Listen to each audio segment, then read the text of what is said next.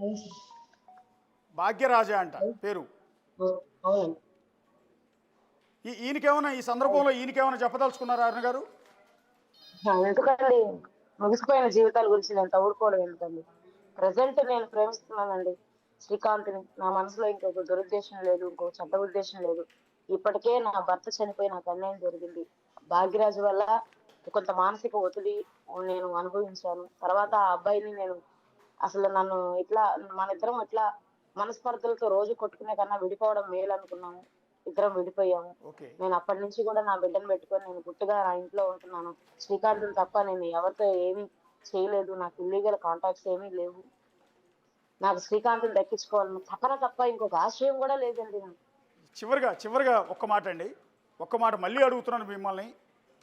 ఇలాంటి పరిస్థితుల్లో జీవిత ఖైదు పడిన వ్యక్తిని వదిలేసి మీరు హ్మ్. కావాలనుకుంటే వేరే ఎవరినైనా పెళ్లి చేసుకోవచ్చు, లైఫ్ని హ్యాపీగా లీడ్ చేయొచ్చు, మీ బిడ్డకు ఓ అవును. తండ్రిని ఇవ్వచ్చు. సో ఇతను అవును. జైల్లోంచి ఎప్పుడు వస్తాడో తెలియదు. ఇంకా అతని కోసం ఎదురు చూస్తూనే ఉంటారా ఎంతకాలం అయినా సరే? చూస్తానండి. ఎదురు చూస్తాను. నాకాయన మాటలు నేను ఇంటర్వ్యూకెళ్తానండి. ఆయన వారానికి 3 సార్లు ఫోను చేస్తాడు. నెలకు 4 ఇంటర్వ్యూకెళ్తాను. ఆయన నన్ను మాటలతో ప్రేమిస్తే చాలండి. మాకు శారీరక సంబంధాలు గాని, ఇంకొక సో నేనేమి సుఖపడాలని గూడా అనుకోవట్లేదండి. నాకాయన మాటలు, ఆయన ప్రేమ చాలు. నా బిడ్డను గూడా ఆయన చాలా ప్రేమిస్తాడు.